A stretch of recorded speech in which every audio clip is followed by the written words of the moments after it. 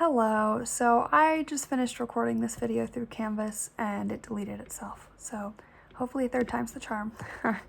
I chose to talk about the metro system in Mexico City, and I will be comparing it to the metro system in Washington, D.C. at the end of the video. The info for the metro system for Mexico City can be found on page 55 of the textbook, and I also think it talks about it a little bit on pages 53 to 54, and then there's also the video that we watched that talks about the metro.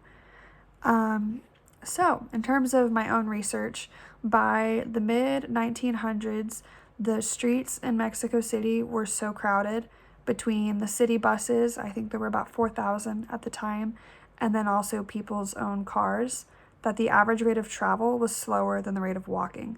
So they had a huge traffic problem, which is what motivated them to build the metro and move a lot of the traffic underground. The metro system has a lot of cultural significance. Some people say it's the city's largest museum and that it's the most visited as well.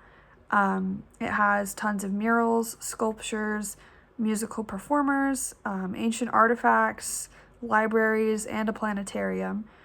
During construction, because so much of it was underground, they did uncover lots of ancient artifacts, including an 11,000-year-old skull, bones of a mammoth, and I'm going to say this name wrong, the Aztec temple to god Ehécatl. Ehécatl. There we go. They were also constructed in a way to make them earthquake resistant. And it did survive an 8.1 magnitude earthquake in 1985 that sadly leveled most of the city above ground, but the metro did remain intact. Some of that has to do with all the trains having rubber wheels, which also makes them quieter than other metros. If you've been to New York City, their metro is really squeaky. And then also the way that the trains move across the tracks is using pressurized air and gas. So there are also designated cars for women and children. Some people view this as controversial, but most people seem to be in approval. Part of the reasoning for that is that it just helps create like a safer space for women and children. There is a high rate of sexual assault in Mexico City. Other cities in the world have also adopted this. Tokyo has done this as well, and I think the US should too. It's one of the cheapest rail systems in the world. On average, it only costs 5 pesos, which is 1 US quarter.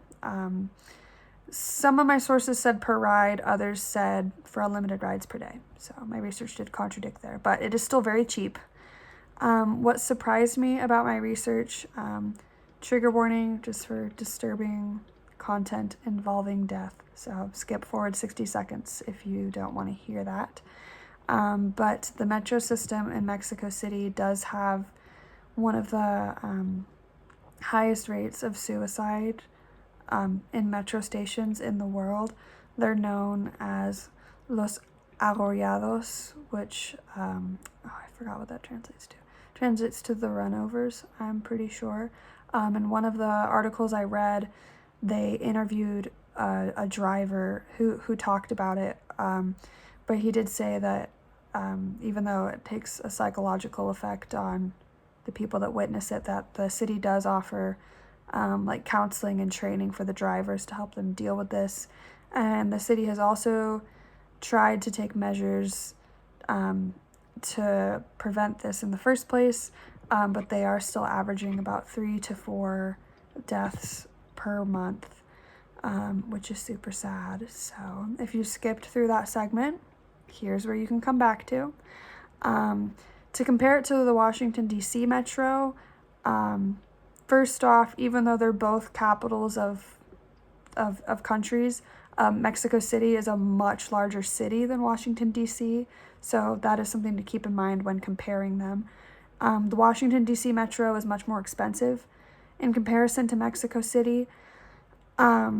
The Washington, D.C. metro for one ride can cost anywhere from $3 to $6. If you want a one-day unlimited pass, that would cost $13. The size of the metro, the Washington, D.C. metro, is about half the size of Mexico City. It only has 6 color-coded lines, and Mexico City has 12.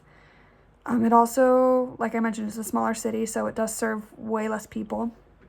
Mexico City in 2019 had 1.6 billion passengers served, and in 2018, Washington, D.C. serviced 295 million passengers. So a significantly less amount of travel. That being said, DC is still the second busiest metro system in the United States behind New York City, and it's the 5th busiest in North America behind New York City, Mexico City, Toronto, and Montreal. So yeah, that sums up the research that I did on the metro system of Mexico City.